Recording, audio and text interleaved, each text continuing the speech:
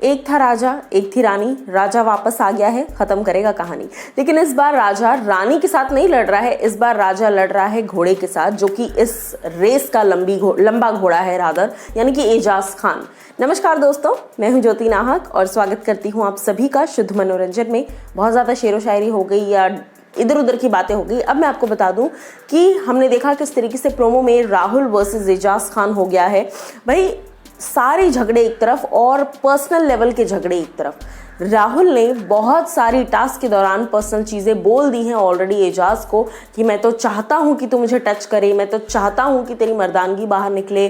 मेरे जाने के बाद पीठ पीछे औरतों पे मर्दानगी दिखा रहा था, भौंकना बंद कर, और इस तरह की तमाम बातें राहुल वैद्य ने कही हैं, जो कि अब बाहर किस तरह का इम्पैक्ट डालेंगी ये देखना होगा। वहीं अगर एजाज की बात करें तो एजाज ने भी भरपूर तरीके से अपना गुस्सा दिखाया है। एजाज ने भी बहुत सारी बातें बोली। एजाज ने कहा कि तू कितना नॉन सेंसिबल है, ये तो पता है मुझे,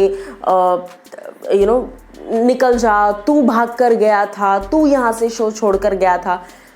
राहुल भी वही गलती रिपीट कर रहे हैं जिसके लिए उन्हें टोका गया है, और एजाज भी वही गलती कर रहे हैं जिसके लिए वो दूसरों को बोलते आए हैं। जी हाँ, निकी तंबोली ने जब जब दूसरों को ये बोला है कि तुम तो सेव नहीं हुए ना, मैं सेव हो गई, तुम्हें तो वीकेंड का वार पर भाव नहीं मिला, इस तरह की बातें जब भी निकी करती थी तो एजाज हमेशा समझाते थे कि ये सब बातें मत बोल, अच्छा नहीं लगता, एंड क्या ज़रूरत है ये सब बातें बोलने की।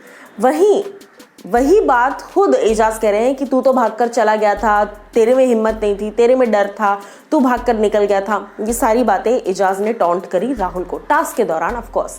वहीं राहुल वैद्य भी वो चीज़ें कर रहे हैं। जैसे आपको याद होगा ये चिचा जो है ये शुरू हुआ था राहुल वैद्य से, और उम्र का जो उन्होंने एक स्टेटमेंट दिया था कि ज़रा सा चलो तो हाँफने लग जाता है, और इस तरह की तमाम बातें, इस पर भी बहुत ज़्यादा एज शेमिंग की गई थी, राहुल वैद्य को लेकर बहुत ज़्यादा ट्रोलिंग हुई थी।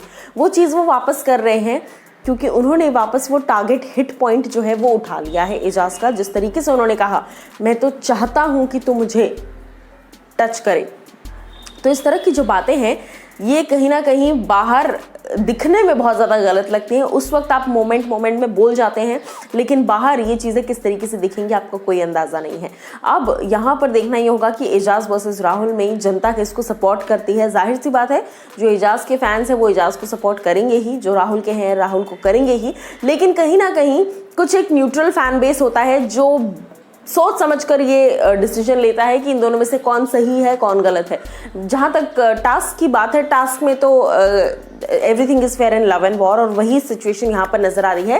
लेकिन इतना ज़रूर है कि राहुल वैद्य के लौट आने से बहुत सारा कंटेंट लौट आया है। राहुल वैद्य के वन लाइनर्स लौट आए हैं, राहुल वैद्य का टास्क में अग्रेशन लौट आया है, और कहीं ना कहीं राहुल की स्ट्रैटेजी और प्लानिंग लौट आई है।